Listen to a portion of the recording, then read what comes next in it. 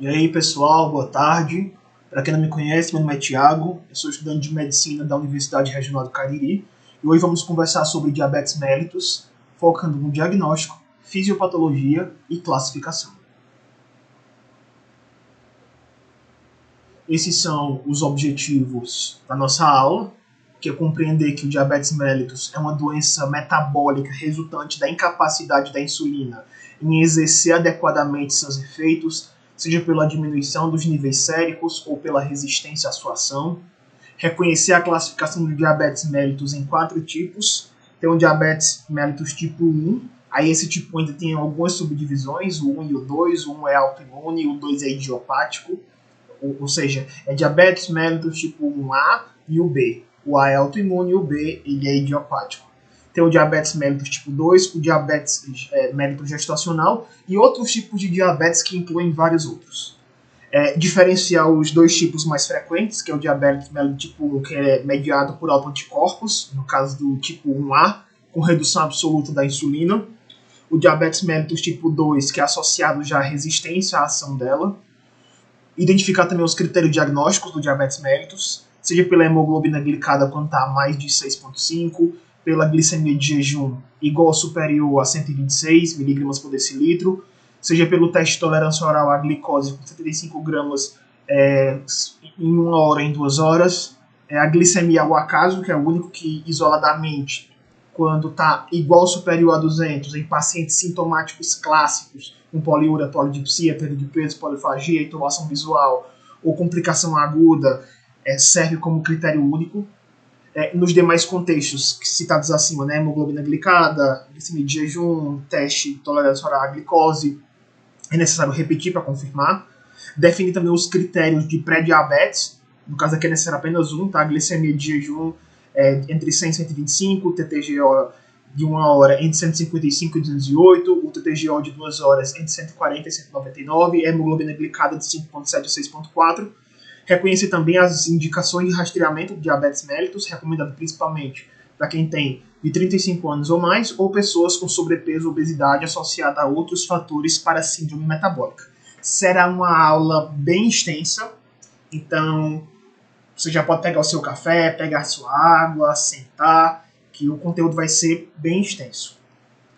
Vamos lá, pessoal.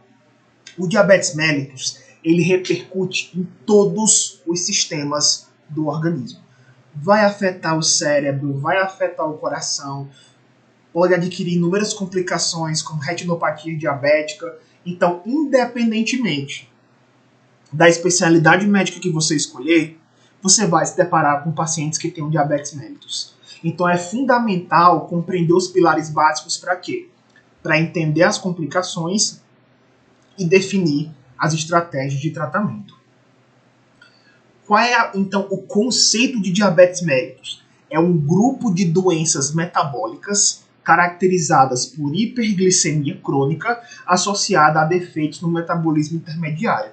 O que é esse metabolismo intermediário? É aquele que você vai ter tanto a produção quanto a quebra de moléculas. Por exemplo, no caso da síntese, que é a produção de proteínas, lipídios, carboidratos, todos esses processos de formação são processos anabólicos, então é o anabolismo. E já a quebra dessas substâncias em moléculas menores são reações catabólicas, que é o catabolismo. O diabetes mellitus vai alterar esse metabolismo, vai alterar as reações anabólicas e catabólicas dos seres humanos. Esse diabetes ele representa um desequilíbrio metabólico que vai levar ao excesso de glicose na corrente sanguínea.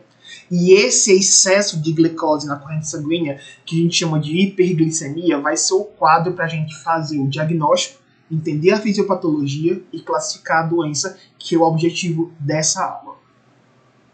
Detalhe importante, existem alguns livros antigos que dizem que o diabetes é caracterizado por complicações da hiperglicemia crônica. Mas é o seguinte, os pacientes com diabetes, eles vão ter hiperglicemia, mas nem todos eles vão desenvolver complicações. Então, ou seja, mesmo sem complicações, o diagnóstico de diabetes mellitus permanece válido. Então, detalhe, leiam materiais atualizados. Tá?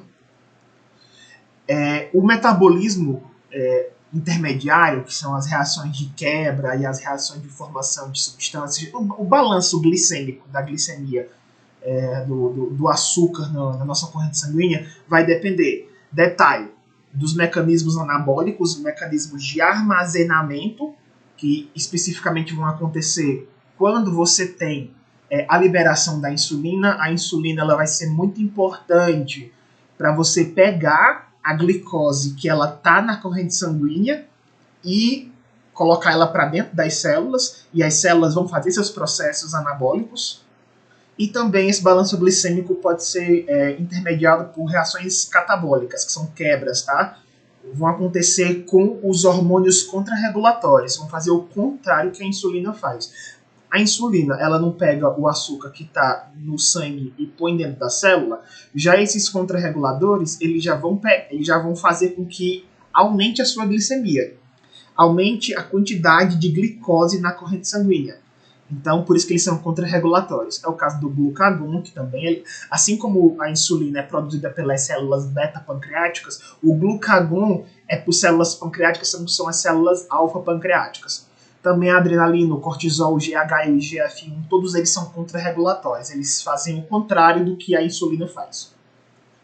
A visão básica do diabetes mellitus, que a gente está muito acostumado a ver nos livros, é a diferença do diabetes mellitus tipo 1 e tipo 2. Geralmente a gente fala que o diabetes mellitus tipo 1 está muito associado à deficiência absoluta de insulina, ou seja, é quando cessa a produção, e o tipo 2, por mais que produza, as células elas estão resistentes à ação da insulina.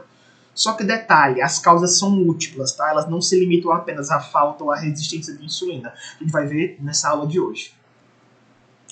Aqui nós temos o famoso octeto ominoso, ou defronzo, tá? Esse modelo, também chamado de sinistro ou destruidor, ele vai descrever os 8 mecanismos fisiopatológicos que vão levar à hiperglicemia crônica. Que são quem? Quando eu tenho a diminuição do efeito das incretinas, do GLP-1, por exemplo, aumento da lipólise, da quebra de lipídios e liberação de ácidos graxos, aumento da reabsorção da glicose, diminuição da captação de glicose, disfunção de neurotransmissores, aumento da produção de glicose no fígado, aumento da secreção de glucagon pelas células alfa-pancreáticas ou diminuição da secreção de insulina pelas células beta. Esses 8 mecanismos fisiopatológicos explicam a hiperglicemia crônica. E por que isso é importante? Para ampliar a compreensão do processo multifatorial do diabetes mellitus, que não é apenas uma causa. A liberação de insulina, pessoal, ela é regulada pelo transportador de insulina GLUT2. O GLUT2 ele permite que o nosso pâncreas detecte essas variações da glicemia. Aí, assim, a glicose ela vai entrar nas células do pâncreas, especificamente nas células beta-pancreáticas, e a partir daí vai ter uma cascata de reações, que estão exemplificadas aqui nessa imagem. Observa. Nós temos o GLUT2, que vai detectar essas variações de glicose. Essa glicose, quando ela entra na corrente sanguínea, quando ela entra na célula beta, o que vai acontecer? Existe uma enzima chamada glicoquinase, que ela vai fosforilar essa glicose. O que era glicose agora vai ser glicose 6-fosfato. Aí vai passar por um processo de glicólise, depois vai chegar aqui, a glicólise é no citoplasma, tá, pessoal? Aí vai entrar na mitocôndria. Na mitocôndria você tem, nesses espaços, você vai acontecer o processo de ciclo de Krebs, ou ciclo do ácido cítrico, e nessas cristas você vai ter o processo de cadeia transportadora de elétrons. Aí vai formar o quê? ATP. Esse ATP, pessoal, o que vai fazer? Liberando muito ATP, vão se fechar os canais de potássio, que são os canais de sulfonilureias. O fechamento desses canais de potássio vai deixar essa membrana despolarizada. Despolarizando a membrana, o que vai acontecer? Abre uns canais de cálcio. Abrindo os canais de cálcio, vai entrar muito cálcio aqui na célula beta e vai acabar empurrando esses grânulos, tá? Essas vesículas que tem insulina, e essa insulina é liberada na corrente sanguínea.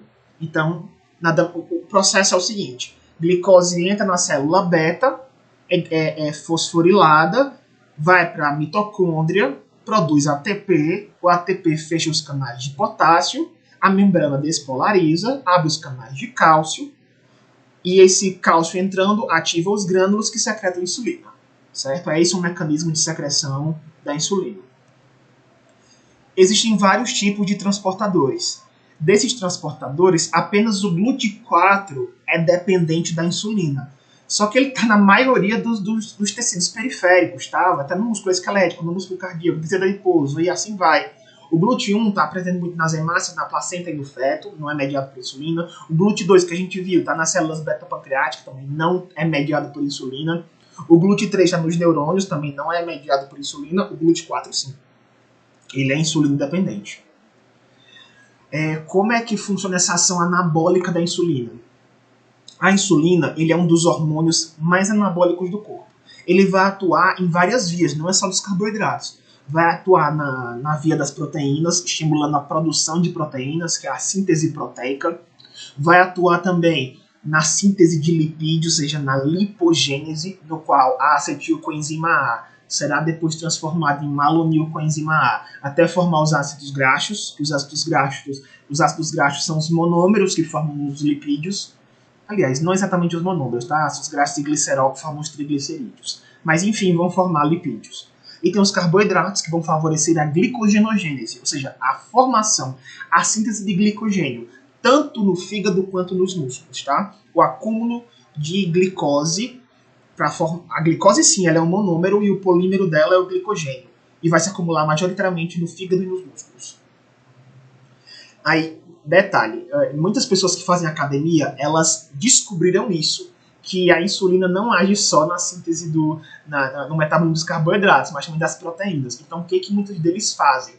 Fazem uso da insulina para aumentar o músculo, tá? Hipertrofia muscular. Dá certo? Dá certo, mas aumenta muito o risco de quê?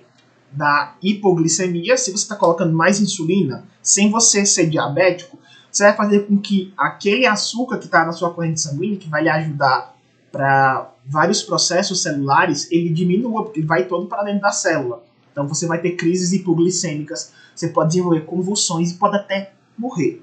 Tá? Então, cuidado, se você não é diabético, não precisa fazer o uso de insulina. E nem todos os diabéticos precisam fazer uso de insulina, às vezes apenas com hipoglicemia dos orais já funciona, mas se você tem indicação com a insulina, aí sim, você precisa tomar. Uma dica clínica importante: a falta de insulina vai desviar o acetilcoenzima A para a produção dos corpos cetônicos, que é o acetoacetato, o beta-hidroxibutirato e a acetona. E isso vai fazer com que você possa desenvolver uma cetoacidose diabética, que é muito mais típica do diabetes mellitus tipo 1. As incretinas, tá, pessoal? Elas são fenômenos observados há mais de um século, porque eles faziam o seguinte experimento: eles davam glicose para as pessoas por via oral e por via endovenosa. E eles observavam que os seres humanos eles secretavam mais insulina pela via oral do que endovenosa. Então eles começaram a pensar: se por acaso aumenta a insulina quando eu dou alguma quantidade de glicose via oral mais do que endovenosa, isso significa que o intestino produz insulina, por isso que é intestinal secretion insulin. Aí deu o nome de incretino, o efeito incretino. Hoje a gente sabe que a insulina é produzida apenas pelo pâncreas, mas a gente sabe também que no intestino existem essas incretinas, tá? Esses hormônios intestinais que vão ser muito importantes em todo esse processo envolvendo a insulina. Quais são as principais incretinas que existem? Nós temos o GLP-1, que são produzidos pelas células L, que estão no ilho e no cólon, e o GIP, que é produzido mais pelas células K, do duodeno e do jejum. Quais são as funções delas? Elas vão estimular o pâncreas para que você secrete mais insulina, vão atuar também no hipotálamo, fazendo com que você diminua a fome e promovam saciedade, e também vão contribuir para a homeostase glicêmica. No diabetes mellitus tipo 2, esses portadores vão ter menos efeito das incretinas.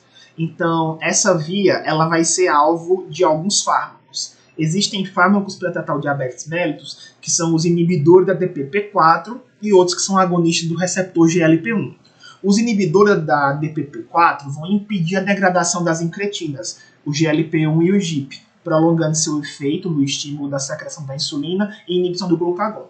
É o caso, por exemplo, da sitagliptina, vildagliptina, saxagliptina, linagliptina e a alogliptina. Já os agonistas do receptor de GLP-1 vão imitar a ação de GLP-1, por isso que eles são análogos ao GLP-1. Isso vão aumentar a secreção de insulina, dependendo da glicose, reduzindo o glucagon e retardando o esvaziamento gástrico e promovendo a saciedade e a perda de peso. É o caso da exenatida, da liraglutida, da dulaglutida, da semaglutida. A semaglutida, que é o princípio ativo do Ozempic, que teoricamente era para tratar diabetes, mas hoje é muito utilizado também para o tratamento da obesidade, e a lixzenatida, tá? Todos esses são agonistas do receptor de GLP-1. Além disso, existe a amilina. E a amilina, ela é produzida pelas células do pâncreas, pelas mesmas células que produzem a insulina, tá? Por isso que ela é produzida junto à insulina, pelas células beta. E qual é a função dessa amilina? Reduzir o esvaziamento gástrico, aumentar a saciedade e diminuir a liberação de glucagon, evitando hiperglicemia pós-prandial. Aí você pode pensar assim, nossa, então essa amilina é muito massa. Não tanto. Porque é o seguinte, na resistência à insulina, o pâncreas ele vai começar a secretar mais insulina e, consequentemente, mais amilina. E o problema da amilina é porque o depósito dela no pâncreas vai gerar uma falência do pâncreas. E no sistema nervoso central aumenta o risco de Alzheimer, porque o Alzheimer acontece pelo acúmulo de placas beta-amiloides, e essas placas de amilina podem gerar placas beta-amiloides. Sobre os hormônios contrarreguladores que fazem o contrário da insulina, lembra, a insulina ela pega o açúcar que está no sangue e leva para a célula. Essas pegam das células para jogar na corrente sanguínea. São quem? Glucagon, adrenalina, cortisol, GH e GF1. Efeitos deles são opostos à insulina, eles são hiperglicemiantes. A insulina ela é hipoglicemiante, ela diminui a glicose no sangue. Esses não aumentam a glicose no sangue, eles são hiperglicemiantes. E também atuam no fígado por meio da gliconeogênese. E o que é a gliconeogênese? É quando eu produzo glicose a partir de substratos que não tem nada a ver com glicose. É o caso do lactato, que é proveniente dos músculos, o glicerol, que é do tecido adiposo, os aminoácidos, que são provenientes da quebra da proteína nas células, e a via final comum da ação dos hormônios contrarreguladores é essa. A lipólise, pessoal, nada mais é do que a quebra de lipídios, a quebra de triglicerídeos gerando ácidos graxos livres na corrente sanguínea. E a proteólise é a quebra de proteínas em aminoácidos. É por isso que as pessoas com insulina, com diabetes mellitus tipo 1, eles geralmente têm muita perda de peso por conta da quebra de proteínas e de lipídios do corpo deles. Uma dica clínica. Existem algumas endocrinopatias que vão fazer com que você também desenvolva diabetes mellitus, tá? Existem endocrinopatias com excesso de hormônios contrarreguladores podem causar diabetes mellitus. É o caso do felcromocitoma, que vai dar excesso de adrenalina, o glucagonoma, que vai dar em excesso de glucagon, a síndrome de Cushing, que vai dar em excesso de cortisol, a acromegalia, que dá em excesso de GH, e eles podem precipitar algumas emergências hiperglicêmicas, tá? Que é a cetoacidose diabética e o estado hiperosmolar hiperglicêmico. O que é esse felcromocitoma? Ele é um tumor raríssimo da medula adrenal, lá dos seus rins, tá? Que vão fazer com que você produza mais catecolaminas. Quais são essas catecolaminas? Adrenalina e noradrenalina. E essas catecolaminas, elas vão aumentar a sua pressão, tá? Vão causar crises de hipertensão paroxística, muitas dores de cabeça, cefaleias, palpitações, sudorese e hiperglicemia, que pode desencadear em diabetes mellitus. O glucagonoma, tá? É um tumor das células alfa do seu pâncreas, que vão fazer com que produza muito glucagon. Você vai ter uma hiperglucagonemia persistente, muito glucagon na corrente sanguínea. E isso gera um diabetes secundário, perda de peso, anemia e o que vocês estão vendo na imagem, que é o eritema necrolítico migratório, que são lesões cutâneas bem características de quem tem glucagonoma. A síndrome de Cushing, pessoal, é o excesso de cortisol, que pode ser tanto por a hipersecreção do cortisol, tanto do nosso corpo quanto o exógeno, que faz muito uso dos glicocorticoides. Geralmente essa pessoa ela tem uma obesidade muito centrada no centro do corpo, tá? A obesidade centrípeta. A faces é de lua cheia. Vão ter a famosa giba de búfalo, estrias violáceas, fraqueza muscular, osteoporose, diabetes secundário a essa endocrinopatia. É exatamente como você está vendo aqui na imagem, tá? A pessoa com os braços finos, o abdômen bem maior, as bochechas mais avermelhadas, essas almofadas de gordura aqui na região posterior do pescoço. E a acromegalia, ela é uma doença causada pela secreção exagerada do GH, que é o hormônio do crescimento, e essa secreção geralmente acontece por conta de um tumor, às vezes até benigno, tá? Que acontece lá na hipófise, especificamente na adenohipófise. Tá? Você tem a neurohipófise que fica atrás e a adenohipófise que fica na frente. Então você tem geralmente um tumor na adenohipófise que vai fazer com que essa hipófise libere muito GH. E esse GH, pessoal, ele vai fazer com que você fique com todas essas características. Crescimento acral, ou seja, das mãos, pés, mandíbulas, faces grosseira, pele espessa, visceromegalias, resistência à insulina, que leva à hiperglicemia. E aquelas emergências hiperglicêmicas. Tem a cetoacidose diabética e tem o estado hiperosmolar hiperglicêmico. A cetoacidose diabética é muito mais comum no diabetes mellitus tipo 1 e o estado hiperosmolar hiperglicêmico muito mais comum no tipo 2. Nessa cetoacidose diabética, qual vai ser a característica dela? Essa tríade: hiperglicemia, acidose metabólica e cetonemia, excesso de corpos cetônicos na corrente sanguínea. Já o estado hiperosmolar hiperglicêmico já vai ser hiperglicemia grave, desidratação intensa, só que você não vai ter uma cetose significativa. Como é que eu diagnostico diabetes mellitus? Você tem 4 critérios laboratoriais mais importantes: glicemia de jejum, glicemia ao acaso com sintomas, teste de tolerância oral à glicose e hemoglobina glicada. É necessário você ter 2 valores alterados para confirmar o diagnóstico, com exceção da glicemia ao acaso, porque se você tiver a glicemia ao acaso acima de 200 mg por decilitro, mais sintomas específicos, aí dispensa a confirmação. Quais são essas manifestações clínicas que, junto à glicemia ao acaso, eu posso diagnosticar a pessoa com diabetes mellitus? Poliúria, que é o aumento anormal do volume de urina eliminado em 24 horas. Polidipsia, que é um aumento exagerado da sede e do consumo de líquidos, geralmente como resposta à poliúria, que é a perda de líquidos, ou à hiperosmolaridade sanguínea, muitos osmóis na corrente sanguínea.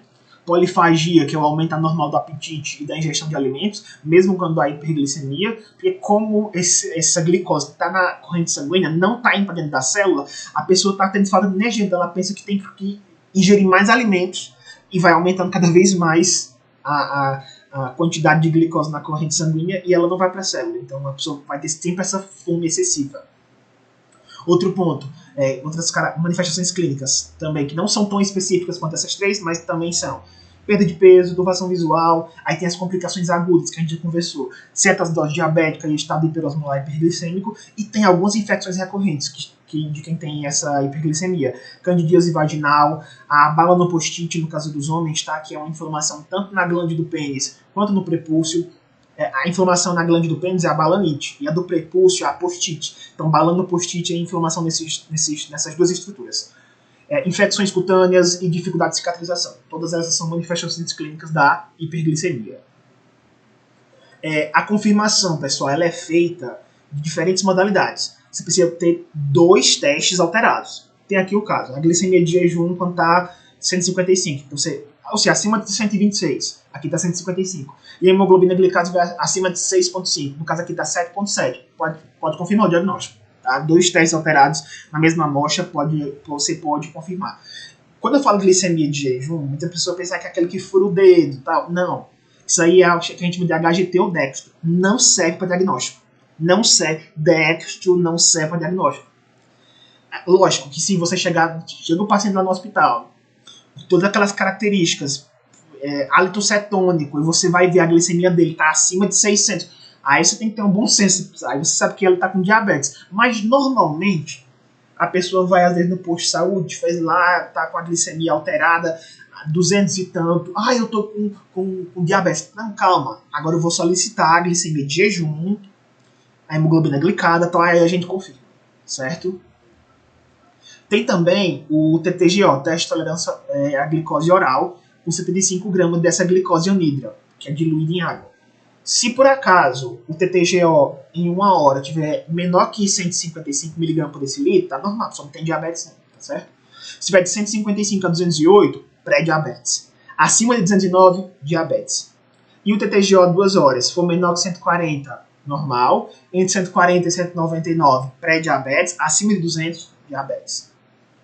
O mais sensível desse é o TTGO de 1 hora, tá? Ele é mais confiável para você detectar alterações precoces do metabolismo da glicose. Ele é o melhor preditor de risco cardiovascular e de disfunção da célula beta. O TTGO de 2 horas ainda é recomendado para diabetes gestacional e também é útil para investigar um diabetes monogênico, que a gente chama de MOD, que a gente vai ver lá nos slides finais. Na prática clínica, tá? Se o paciente já apresenta critério diagnóstico de diabetes mellitus, você não há o pré-diabetes, tá? Então, para evitar essas contradições diagnósticas. Aqui nós temos uma tabelazinha atualizada dos valores, tá? De glicemia de jejum menor que 100 é normal, entre 100 e 125 alterado, e se tiver superior a 125, aliás, se é de 126 acima, aí você classifica como diabético. Glicemia ao acaso com sintomas, a glicemia ao acaso vai acima de 200 e os sintomas, eles forem aqueles poliúria, polifagia, polidipsia, turvação visual, tal, confirma diabetes. Tem a glicemia de 1 hora e de 2 horas do TTGO, com esses valores, e tem a hemoglobina glicada, que eu afirmo que tem diabetes quando está acima de 6,5. O que é essa hemoglobina glicada, que a gente tanto chama? Que a gente geralmente escreve na atualização de exames, HbA1c. Ela vai ser uma estimativa da média glicêmica dos últimos 90 dias. E por isso que é bom você solicitar essa hemoglobina glicada, porque às vezes o paciente ele controla a semana toda em alimentação dele, aí a glicemia de jejum dá normal, mas a hemoglobina glicada vai dar alterada. Por quê? Porque ele tem, se ele conseguir controlar a alimentação por 90 dias, ele tá de parabéns, tá? E os 50% dessa hemoglobina que está glicada, ela é do último mês. Isso vai refletir muito bem o controle glicêmico, vai ser a fração da hemoglobina que não reage enzimaticamente com a glicose. Então, quanto maior for a hemoglobina glicada, o HbA1c, maior a glicemia nesse período. Uma dica prática. Essa hemoglobina glicada ela vai refletir uma média glicêmica. O valor, tá? Ele é acima de 6,5, que a gente considera como diabético, o que vai equivaler a uma glicemia média de 140 mg por decilitro nos últimos 3 meses. E tem uma formulazinha, tá? Que não precisa vocês decorarem, mas glicemia média 28,7 vezes hemoglobina glicada menos 46,7. Existem algumas alterações da hemoglobina glicada. Por exemplo, essa hemoglobina glicada ela pode ser falsamente alterada em situações que modificam a meia-vida das hemácias. Vamos lá. Se eu tiver um aumento do turnover, essa hemoglobina glicada ela vai estar mais baixa. Isso por quê? Porque as hemácias elas vão estar circulando menos tempo, então vão ser menos glicadas.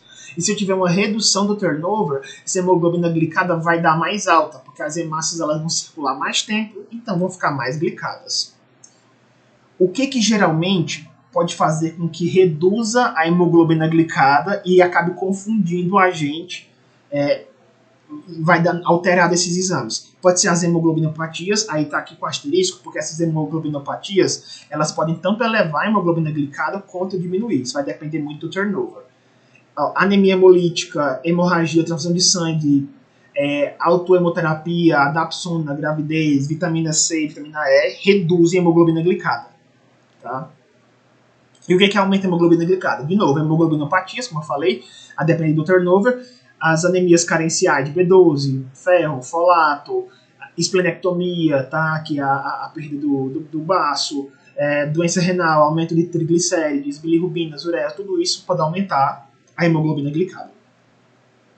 As proteínas glicadas, elas são outras formas de você avaliar essa média glicêmica e vai se basear na reação de glicose com proteínas que vão estar na corrente sanguínea. Os principais exames é a frutosamina, glicação da proteína sérica total, e a albumina glicada. Geralmente existe uma comparaçãozinha com a hemoglobina glicada, é o mesmo racional da hemoglobina glicada, só que reflete um período bem menor. São das últimas 2 a 3 semanas, tá? Na meia-vida da maioria das proteínas. Não são utilizadas para diagnóstico, são mais para o segmento do controle glicêmico. Qual é a limitação? É que a correlação com complicações microvasculares não está muito bem definida, certo? Então tem um uso bem restrito à prática clínica. Tem essa formulazinha aqui da relação da frutosamina com a hemoglobina glicada, que a hemoglobina glicada é igual a 0,017 vezes a frutosamina mais 1,61.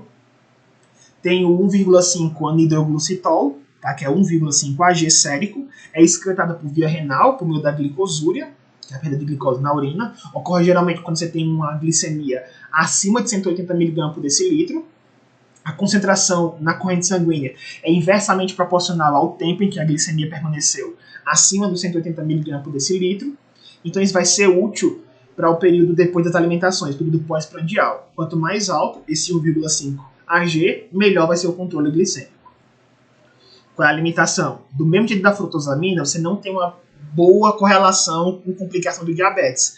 E também é um exame pouco disponível na prática clínica, por isso que na vida real, glicemia de jejum, hemoglobina glicada.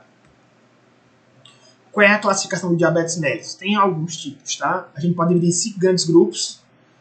De acordo com a fisiopatologia, você tem o diabetes autoimune, o tipo 2, o mellitus, os outros específicos, e também você tem o diabetes pós-imunoterapia, que teve uma reclassificação aqui em 2025, viu? Bem atual. Quais são esses diabetes autoimunes? Você tem o diabetes tipo 1 clássico, você tem o LADA, que é o diabetes autoimune latente do adulto, e tem o diabetes mellitus induzido por imunoterapia, que foi agora em 2025 que teve essa classificação. Está muito relacionado ao uso de inibidores de checkpoint autoimune. Tem o anti-PD1, tem o anti-PDL1, tem o anti-CTLA4. O anti-PDL1 tem o nivolumab, tem o pembrolizumab. O anti-PDL1 temos o atezolizumab, durvalumab, e o anti-CTL4 é o ipilimumab. São drogas que vão ser inibidoras do checkpoint, tá? Elas vão estimular o seu sistema imune para destruir as células tumorais. As pessoas, muitas vezes, que estão fazendo tratamento de câncer, elas fazem essas imunoterapias, fazem uso desses inibidores de checkpoints para atacar as células tumorais. Só que detalhe, atacam células tumorais, mas também destroem células do pâncreas, que leva o quê? A muitas vezes cetoacidose e necessidade logo de insulina. O diabetes tipo 2 ele é principalmente relacionado ao quê? A resistência à insulina e secundariamente a deficiência progressiva de secreção pancreática. O diabetes gestacional geralmente acontece o seu diagnóstico entre o segundo e terceiro trimestre de gestação e já ocorre geralmente em mulheres que já eram normoglicêmicas.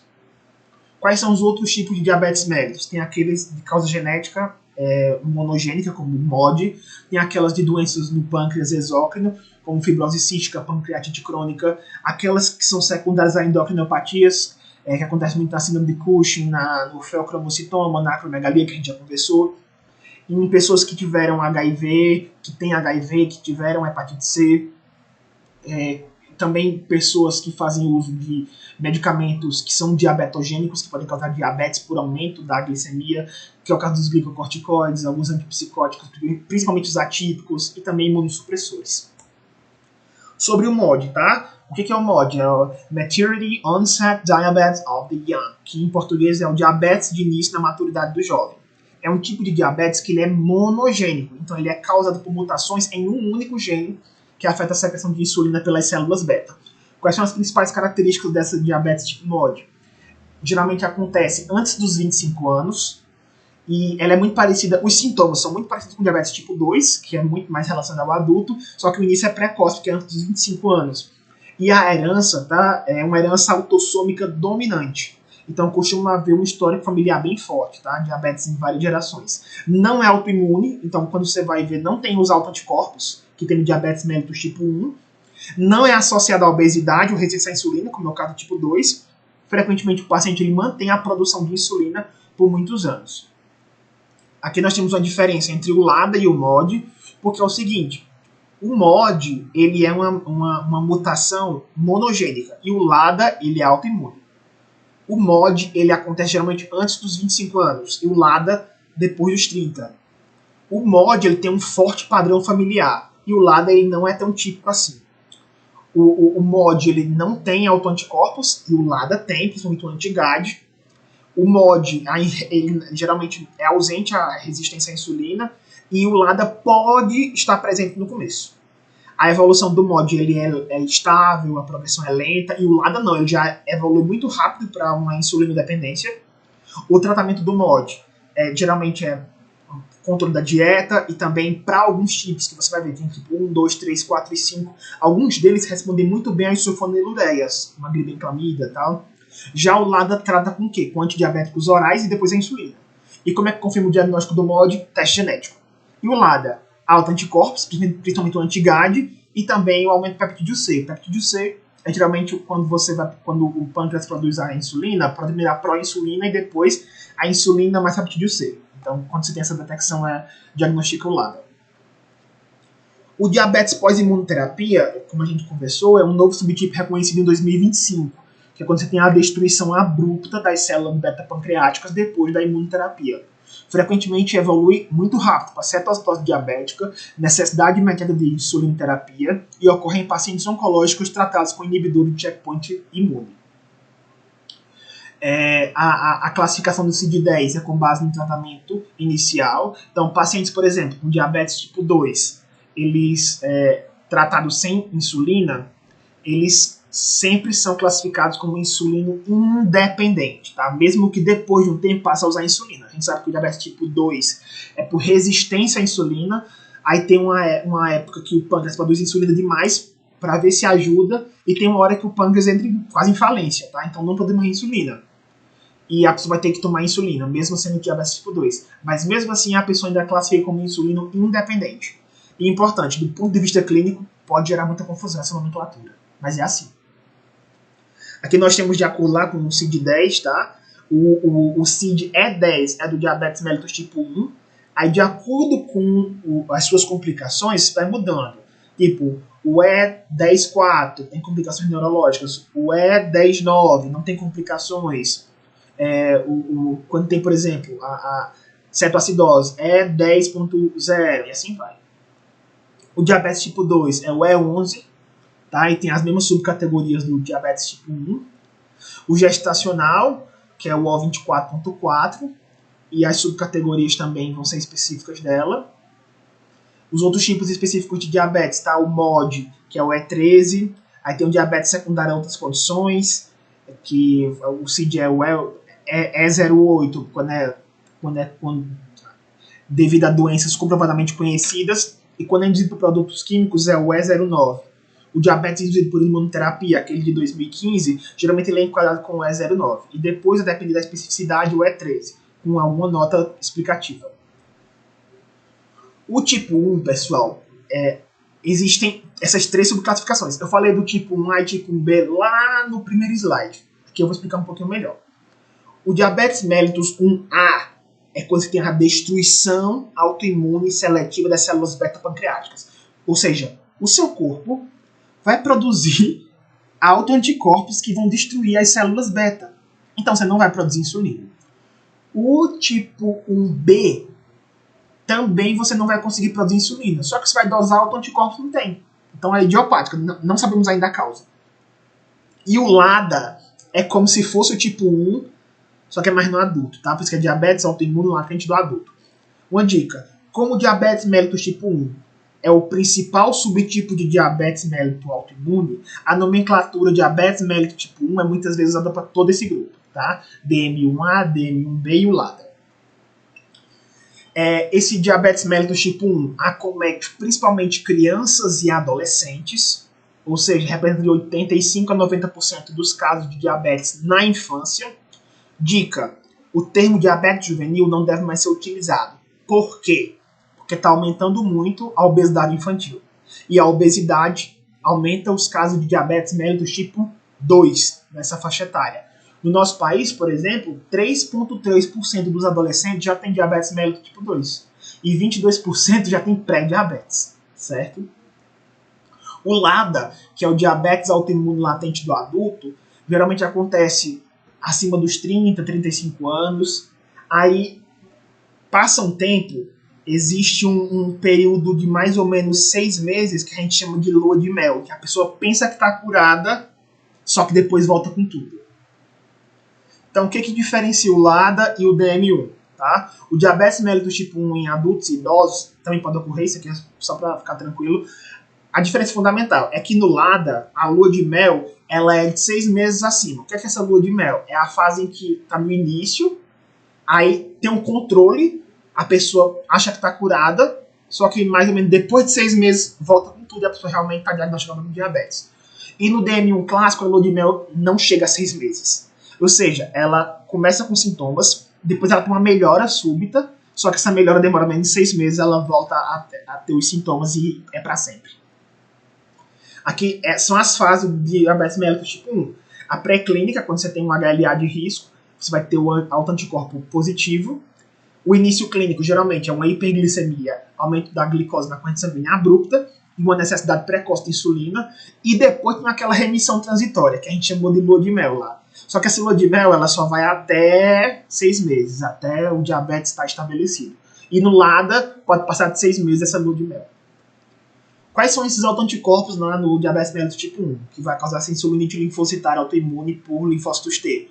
Os autoanticorpos que vão lutar contra as células do pâncreas é o anti-ilhotas, o anti-insulina, anti-GAD65, anti-IA2, anti-ZNT8.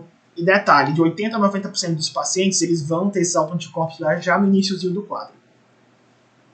Aqui nós temos a prevalência de cada um desses tipos de autoanticorpos, e aqui as observações do lado.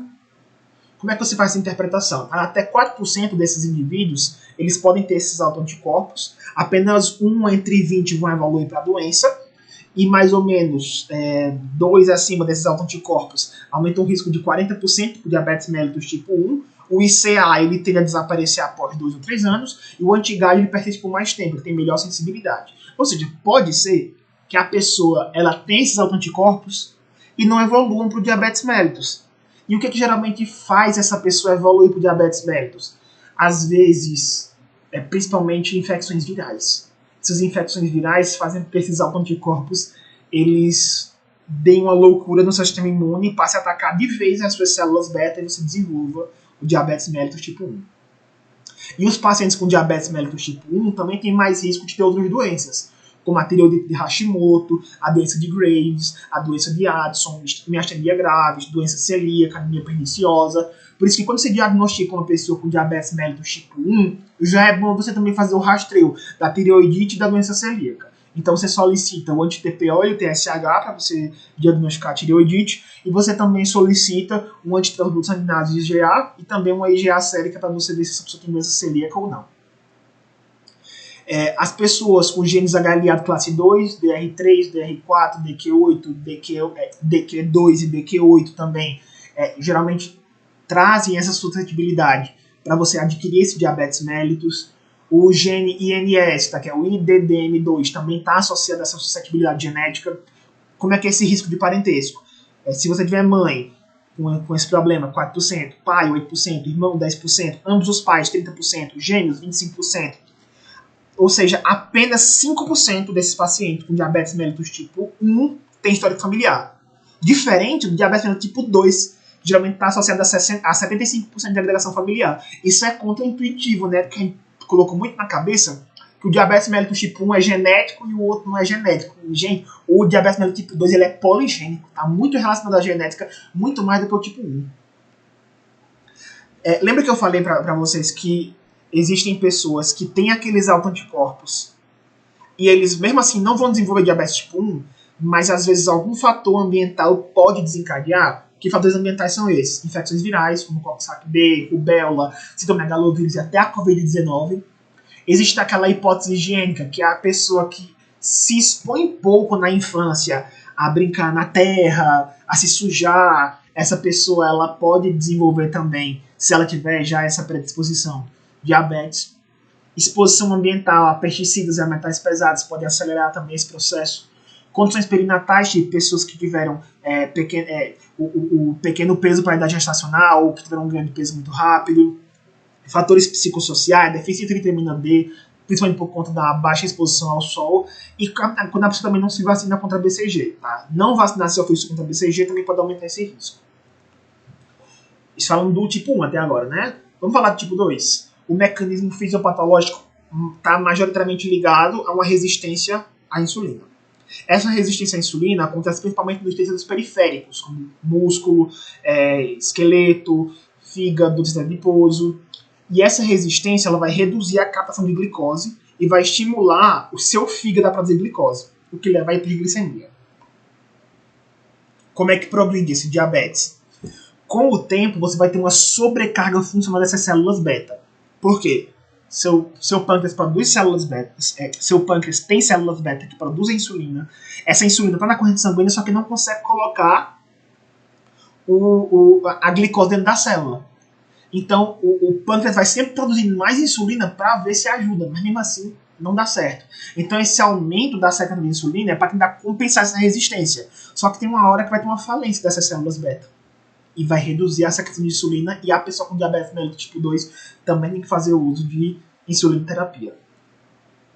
Olha como é que vai ter essa progressão. Tá? Essa figura ilustra muito bem isso. Você vai ter resistência à insulina e produção de glicose lá no fígado. Você vai ter uma diminuição das células beta e dos níveis de insulina. Você vai ter um aumento da glicemia de jejum e também pós-prandial. Você vai ter complicações macrovasculares que podem surgir antes mesmo do diagnóstico clínico e complicações microvasculares depois do diagnóstico.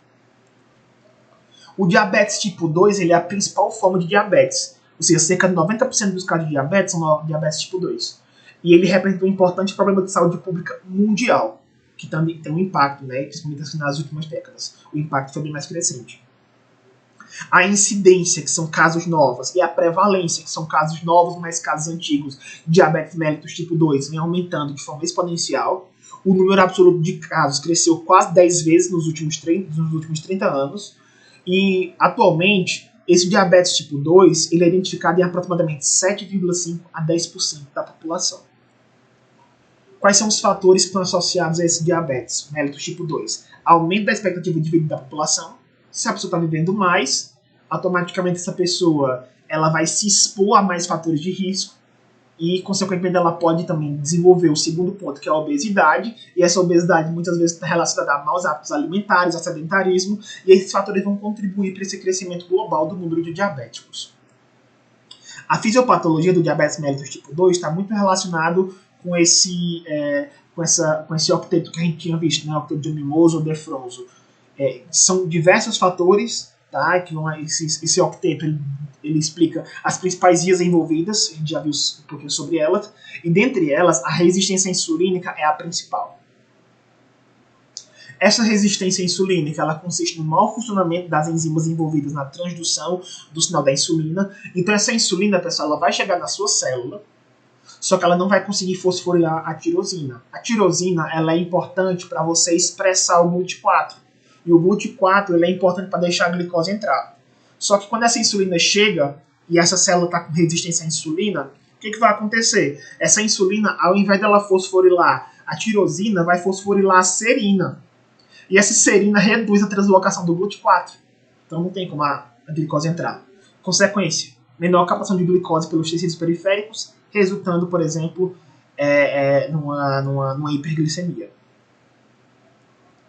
Aí vamos lá. Quais são esses efeitos da resistência insulínica? A menor captação e utilização de glicose pelos tecidos periféricos vai levar a uma diminuição da inibição da lipólise, a um aumento da gliconeogênese hepática, a produção aumentada de glicose pelo fígado, e esses três mecanismos aqui, tá, é o que pessoas que tomam metformina tentam ajustar. Tá? A metformina ela tenta corrigir essa via patogênica, reduzindo essa produção hepática da glicose. Como é que progride? Tá? Com a progressão da doença, ocorre falência progressiva das células beta-pancreáticas, com perda de secreção de insulina.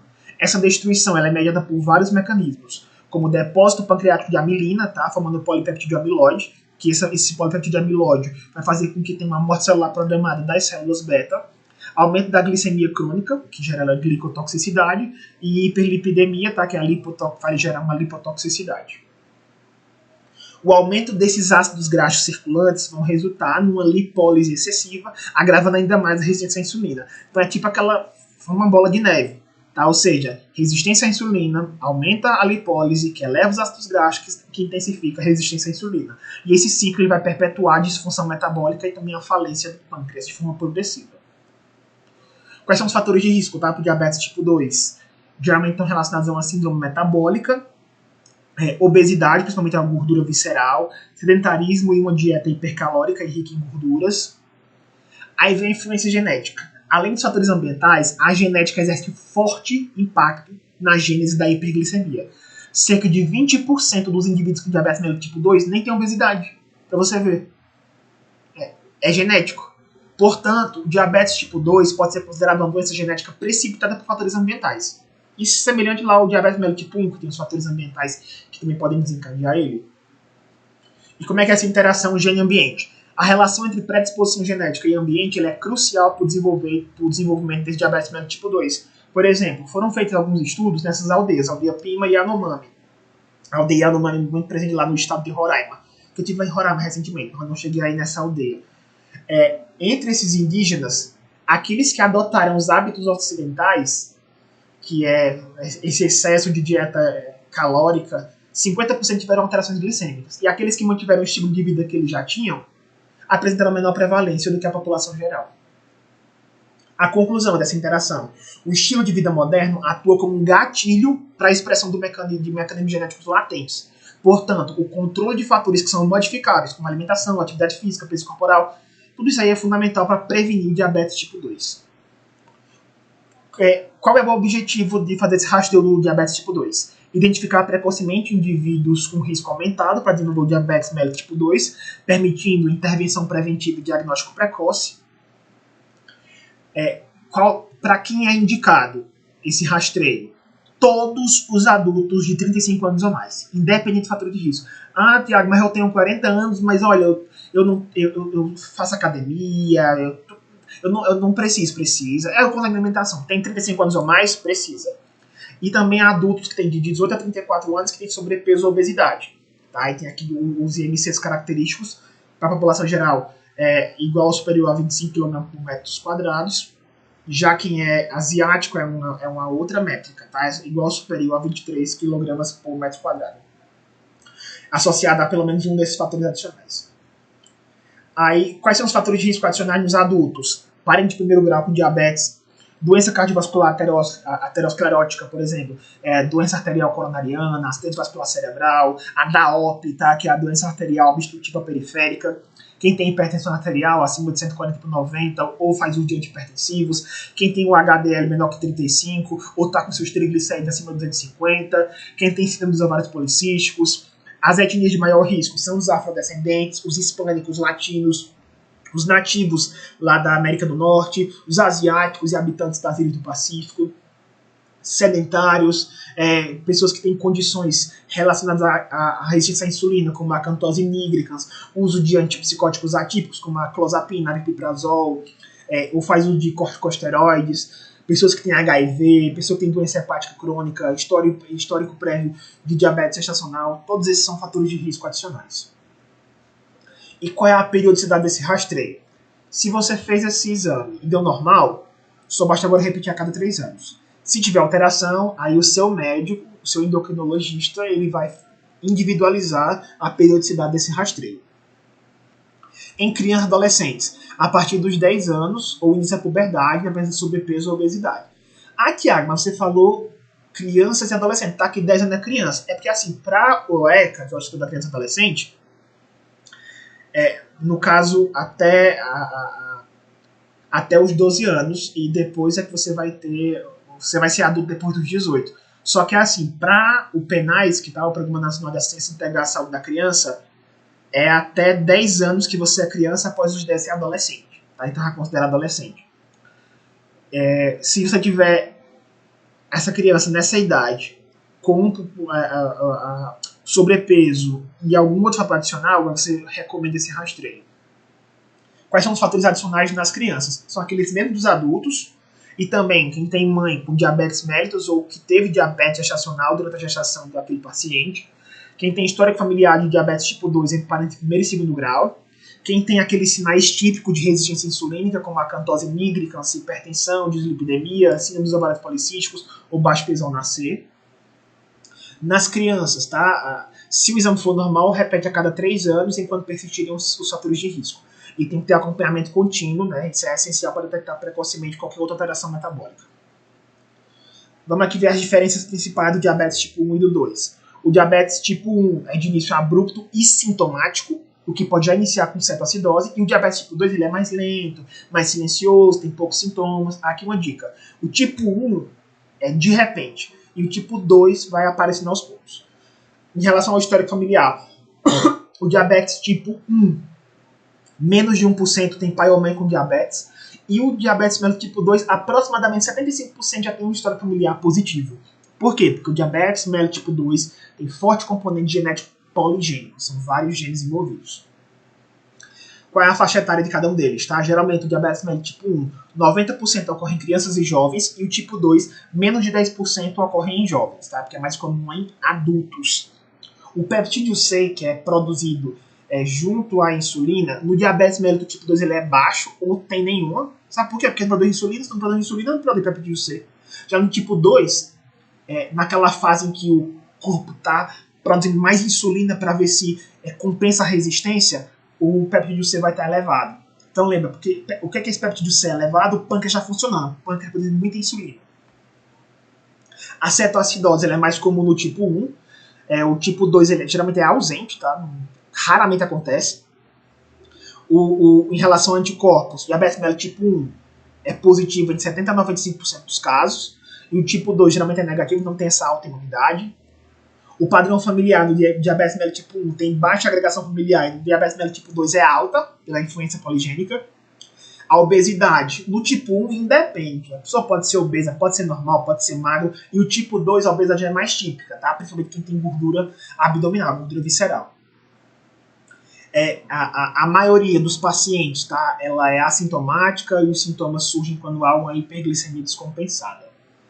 Os sintomas clássicos de hiperglicemia são os 4 P's: poliúria, polidipsia, polifagia e perda de peso. Poliúria, urinar em excesso. Polidipsia, sede em excesso. Polifagia, fome em excesso.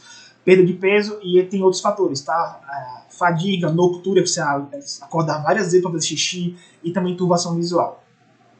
Por que os 4 P's? Quando a glicemia ultrapassa 180 mg por decilitro, o rim não consegue reabsorver toda a glicose. Então a glicosúria ela vai causar essa diurese osmótica. Então se você tem essa poliúria, essa perda de muita água, você vai ter uma hipovolemia que vai desencadear em polidipsia e cansaço, fadiga. Dica clínica. A glicosúria também vai favorecer a infecção por fungos, principalmente a candidíase, infecção urinária de repetição. Essas infecções elas são mais comuns em pacientes que não conseguem ter um controle glicêmico. A cetoacidose diabética, como já falei, está mais presente no diabetes tipo 1, pode ser a primeira manifestação da doença em cerca de 25% dos adultos, de 30% a 40% das crianças. Aparece com o quê? Com náuseas, vômitos, aquela respiração de Kussmaul e também hálito cetônico. Aqui nós temos uma imagenzinha de acantose nigricans, tá? Geralmente está mais relacionado à resistência à insulina, isso do diabetes tipo 2, obesidade, principalmente visceral, aumento da circunferência abdominal, e a acantose nigricans, que são essas manchas escuras, aparecem muito no pescoço, nas axilas e na virilha. Se você vê a pessoa com essa acantose nigricans, suspeite que ela está com resistência à insulina. A avaliação da secreção pancreática, detalhe. A secreção de insulina está muito baixa ou ausente no diabetes tipo 1. Porque o diabetes tipo 1 a pessoa não produz insulina. No tipo 2 está aumentada, está normal, ou depois de um tempo pode estar reduzida. Aí a pessoa tem que tomar insulina. E essa avaliação ela não é feita pela dosagem de insulina. Sabe por quê? Porque quando o pâncreas produz insulina juntamente ao peptídeo C. Só que essa insulina fica muito na circulação portal do fígado. E o peptídeo C ele vai mais para as periferias, por isso que é muito mais fácil dosar. Então você dosa não é pela insulina, é pelo peptídeo C. Como é que tem essa liberação? Primeiro tem a proinsulina, que tem insulina e peptídeo C, e depois você tem a liberação de insulina e peptídeo C. O peptídeo C, como ele fica mais na periferia, é mais fácil da gente medir. A partir de 2025 nós tivemos algumas novas diretrizes, tá? As novas diretrizes reforçam essa avaliação combinada de peptídeo C com os autoanticorpos para você refinar o diagnóstico de formas atípicas de diabetes. Os principais cenários clínicos: diabetes mellitus tipo 1 fulminante, é o início abrupto com cetoacidose grave, o péptido C ele é indetectável e sem autoanticorpos e exige insulinoterapia imediata e irreversível. O lado de progressão rápida inicia como diabetes mellitus tipo 2, só que evolui rapidamente para insulina dependência. Você tem um autoanticorpo positivo, que enfrentou anti-GAD, e o peptídeo C vai estar em queda progressiva. O diabetes mellitus induzido por imunoterapia ocorre após o uso daqueles inibidores do checkpoint, anti-PD1, anti-CTL4. Tem cetoacidose em pacientes sem histórico prévio de diabetes mellitus. O peptídeo C vai estar indetectável e também os autoanticorpos geralmente vão estar ausentes. A importância diagnóstica, pessoal, é o seguinte: o painel completo desses autoanticorpos anti-GAD, anti-A1, anti-ZNT8 e a dosagem de peptídeo C em jejum ou após o estímulo vão ajudar a distinguir os tipos de diabetes mellitus e vão orientar o tratamento. Vai precisar de insulina? Vai precisar de sulfonilureias? Ou só em observação? Eu preciso ter todo esse painel completo para que eu possa traçar um tratamento.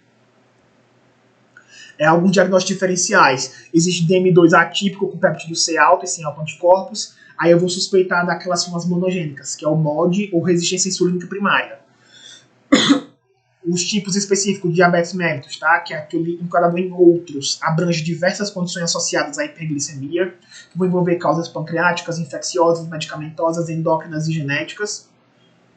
Aquelas que envolvem, por exemplo, doenças pancreáticas infecciosas. Doenças pancreáticas geralmente vão se desenvolver em pacientes com fibrose cística, que têm alcoolismo crônico, que passaram por cirurgias pancreáticas ou que estão com câncer no pâncreas, neoplasias do pâncreas. Infecções por HIV, por hepatites, principalmente hepatite C. Tem aquele diabetes induzido por drogas, geralmente por antipsicóticos atípicos, como risperidona, olanzapina, excesso de levotiroxina, que é um T4 sintético, de tiazídicos, como a hidroclorotiazida, fenitoína, que é um anticonvulsivante, clozapina, que também é um antipsicótico atípico. Quem faz uso de beta-bloqueadores, propanolol, metoprolol, ciclosporinas, que é um imunossupressor, glicocorticoides, prednisolona, dexametasona, antirretrovirais, como saquinavir, nelfinavir, atozanavir, né, que são inibidores de protease, que vão acabar inibindo o GLUT4. Se inibe o GLUT4, impede a entrada de glicose na célula. Existem os diabetes pós-transplantes, e também por doenças endócrinas. O diabetes pós-transplante decorre por causa do uso daqueles imunossupressores, que vão aumentar o risco de diabetes mellitus. Aquelas doenças endócrinas, já falando várias vezes, mas estou reforçando. Acromegalia, doença do síndrome de Cushing, feocromocitoma, podem causar essas formas graves do diabetes mellitus, inclusive a cetoacidose diabética e o estado hiperglicêmico hiperosmolar. As formas monogênicas é o MOD, que é o Maturity Onset Diabetes of the Young, então diabetes gestacional, lipodistrofias hereditárias, síndrome de Wolfram e o diabetes mitocondrial.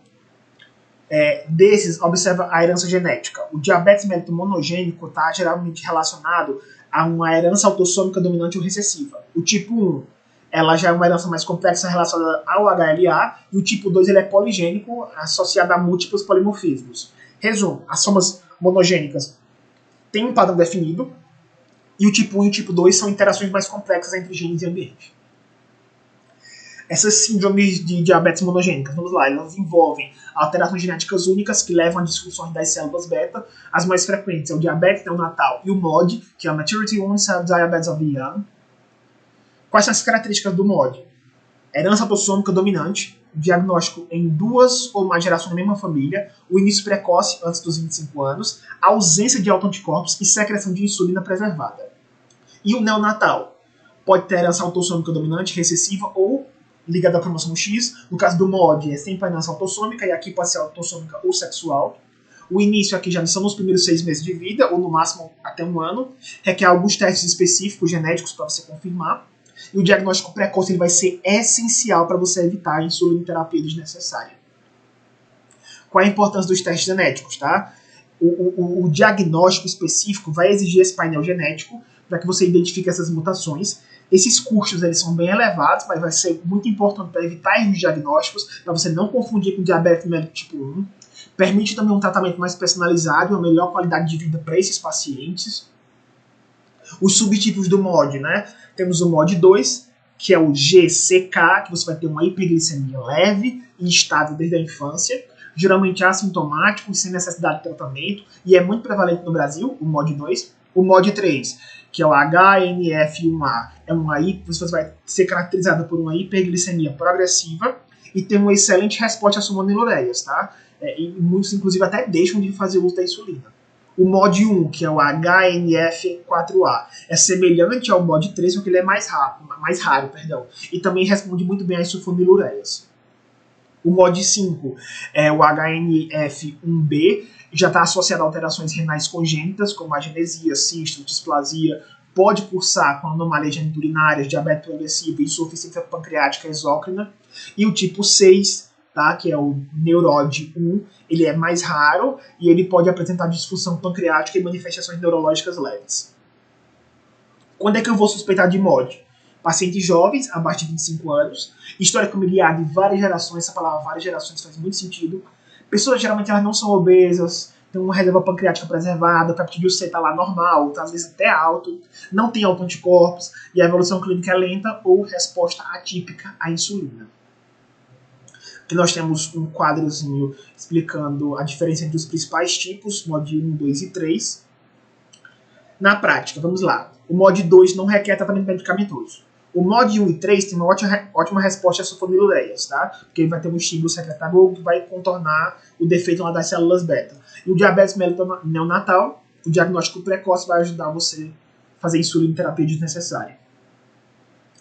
Quando o paciente desenvolve insuficiência pancreática, você vai ter uma falência dessa produção, tanto de insulina quanto de glucagon, que pode desenvolver um diabetes secundário. As causas mais comuns dessa falência podem decorrer de uma fibrose cística, de uma pancreatite crônica ou de câncer de pâncreas, e essas condições elas comprometem progressivamente tanto a função exócrina quanto a endócrina do pâncreas. Uma dicasinha diagnóstica, tá? Via de regra, a insuficiência pancreática começa pela falência exócrina. Por isso, ao investigar o diabetes secundário à insuficiência pancreática, você vai observar o balanço da gordura fecal, a dosagem de elastase fecal, e esses exames vão ajudar a confirmar essa deficiência exócrina.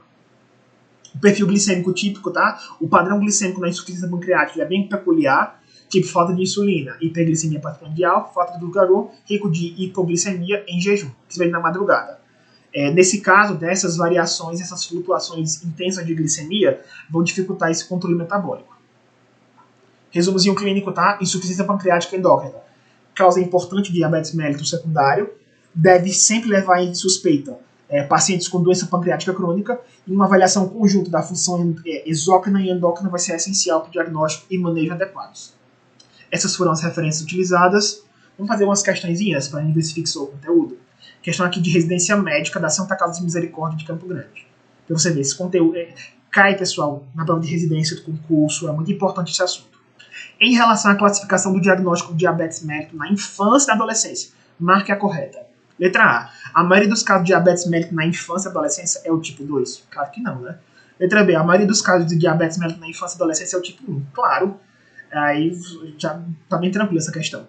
A letra C, a maioria dos casos de diabetes mellitus na infância e adolescência é classificada como outro tipo? Não, é o tipo 1 mesmo. E a maioria dos diabetes mellitus na infância e adolescência a monogênica, é o MOD. Não, é o tipo 1 mesmo. Questãozinha da FGV, 2025, bem atual. De acordo com a Sociedade Brasileira de Diabetes, assinale a opção que apresenta a indicação universal para o rastreamento de diabetes mellitus tipo 2 em assintomáticos. Qual é, pessoal, aquela característica que todo mundo tem que ter, independentemente de ter problema familiar ou não? Ter acima de 35 anos. Então, letra C. Terceira questão. De acordo com as diretrizes da Sociedade Brasileira de Diabetes, um dos critérios laboratoriais para o estabelecimento do diagnóstico de pré-diabetes é entre quanto? Lembra que na glicemia de jejum tem que estar acima de 126, né? De 126 acima para ser diabético. Pré-diabético, menos 126, entre 100 e 125. Letra C. Quarta questão. Os sintomas de glicemia elevada incluem o quê? Aumento da sede, sim. Aumento da micção, sim. Diminuição da fome? Não, aumento da fome. Letra B, aumento da sede, sim. Aumento da micção, sim. Aumento da fome, sim. Letra B. Aqui não tem nem o que discutir. Aumento da sede, polidipsia. Aumento da micção, poliúria. Aumento da fome, polifagia. Quinta e última questão. Uma paciente de 55 anos, portadora de diabetes mellitus tipo 1, é admitida no pronto-socorro com quadro de náusea, vômito, desidratação, respiração profunda e rápida, aquela respiração do Kussmaul, e hálito cetônico. Diante desses sinais clínicos e laboratoriais, é possível afirmar que esse quadro é de quê? Gente, aqui tá na cara, né? Cetose diabética. letra C. E assim concluímos a nossa aula. Até mais.